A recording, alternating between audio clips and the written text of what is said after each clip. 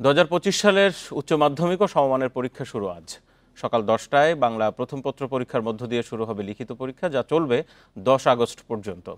এবছর সারা দেশে মোট 12,51,111 জন পরীক্ষার্থী এইচএসসি ও সমমানের পরীক্ষায় অংশ নিচ্ছেন।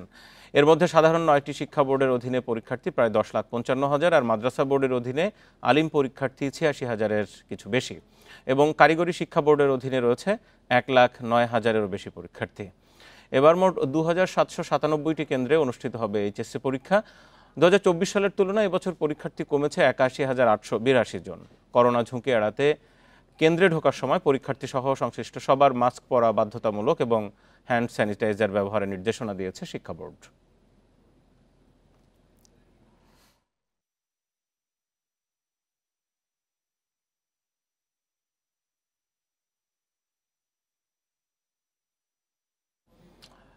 রাজধানী মিরপুর এলাকা থেকে এই মুহূর্তে আমার সাথে সরাসরি রয়েছেন সহকর্মী নূরে আলম। নূরে আলম, আর 1 ঘন্টাও পুরো সময় নেই পরীক্ষা শুরু হতে। আপনি যেসব কেন্দ্র ঘুরেছেন, কি অবস্থা?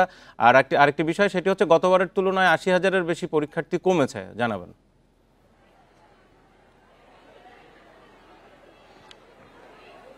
আমি এখন রয়েছি ভাসানটেক সরকারি কলেজে। সকাল 9:30টার মধ্যে পরীক্ষার্থীদের কেন্দ্রে প্রবেশ করার কথা, কিন্তু আমরা দেখছি যে এর আগেই বেশিরভাগ পরীক্ষার্থী কেন্দ্রে প্রবেশ করে গিয়েছে। সকাল 9টার আগেই পরীক্ষার্থীরা কেন্দ্রে প্রবেশ করে ফেলেছে এবং এখনো পরীক্ষার্থীরা আসছে। 9:30টা লাস্ট টাইম। এরপরে যারা কেন্দ্রে প্রবেশ করতে চাইবে তাদের নাম রোল লিখে তারপরে কেন্দ্রে প্রবেশ করতে হবে। বোর্ডের পক্ষ থেকে স্পষ্টভাবে নির্দেশনা দেওয়া হয়েছে পরীক্ষা শুধু 30 মিনিট আগে কেন্দ্রে প্রবেশ করতে হবে। সেই সঙ্গে আমরা বিগত বোর্ড পরীক্ষাগুলোর আগে যেমনটা দেখি যে পরীক্ষা শুরুর আগেই প্রশ্নপত্র ফাঁসের এক ধরনের গুজব ছড়ায় বেশ কিছু চক্র, কিন্তু এবার সেটি আমরা দেখছি না। বোর্ডের পক্ষ থেকে বলা হয়েছে তারা আগে থেকেই এই বিষয়টি নিয়ে সতর্ক রয়েছে এবং সতর্ক থাকার ফলে তারা কঠোর নজরদারি করছে সামাজিক যোগাযোগ মাধ্যম সহ অন্যান্য মাধ্যমে, এবং প্রশ্ন ফাঁস ঠেকাতে যত ধরনের ব্যবস্থা নেওয়া যায় তার ধরনের ব্যবস্থাই নেওয়া হয়েছে বলে বোর্ডের পক্ষ থেকে আমাদেরকে জানানো হয়েছে। আর করোনার কারণে আমাদের শিক্ষাসূচি অনেকটাই এলোমেলো হয়ে গিয়েছে। 2020 সালের পর থেকে এইচএসসি পরীক্ষা নির্দিষ্ট সময়ে শুরু হতে পারছে না। এর আগে স্বাভাবিক শিক্ষাসূচি অনুযায়ী এসএসসি পরীক্ষা হয় ফেব্রুয়ারি মাসে এবং এইচএসসি পরীক্ষা হয় এপ্রিল মাসে। আর এই করোনার পরে অর্থাৎ 2020 সালের পরে একবারও এই পরীক্ষাটি নির্দিষ্ট সময় শুরু হতে পারেনি। এবারও জুন মাসে পরীক্ষা শুরু হয়েছে এবং জুন মাস বাংলাদেশে প্রাকৃতিক দুর্যোগ কবলিত একটি মাস এবং বেশ কিছু অঞ্চলে জুন মাসে বন্যা হয়। গত বছর যে সিলেট সহ উত্তরবঙ্গের বেশ কয়েকটি জেলায় বন্যা হয়েছে। তো বোর্ডের পক্ষ থেকে সুস্পষ্টভাবে বলা হয়েছে যে যদি কোনো কারণে প্রাকৃতিক দুর্যোগ হয়, অর্থাৎ বন্যা সহ অন্য কোনো কারণে পরীক্ষা বন্ধ করতে হয়, শুধুমাত্র যে অঞ্চলে এই বন্যা হবে অথবা প্রাকৃতিক দুর্যোগ ঘটবে সেই অঞ্চলেই পরীক্ষা স্থগিত করা হবে।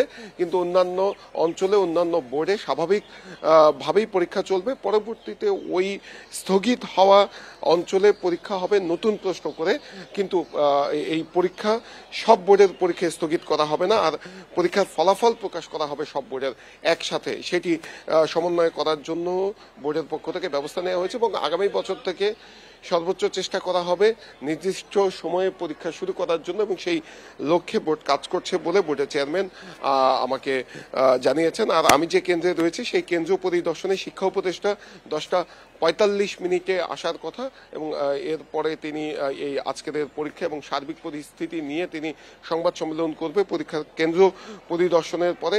এর আগে আমি কয়েকটি কেন্দ্রে গিয়েছি।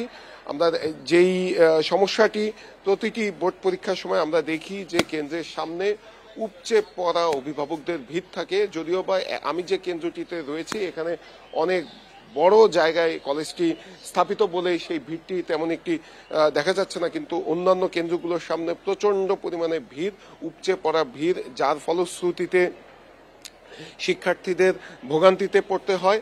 এবং শিক্ষা মন্ত্রণালয়ের পক্ষ থেকেও বারবার আহ্বান জানানো হয়েছে কেন্দ্রের সামনে ভিড় না করার, কিন্তু তারপরে আমরা দেখি যে অনেক পরীক্ষার্থীর সাথে 2-3জন করে অভিভাবক চলে আসে এবং তারা কেন্দ্রের সামনে অবস্থান করতে থাকে। এর ফলে আরেকজন পরীক্ষার্থীর কেন্দ্রে প্রবেশ করতে সমস্যা হয়।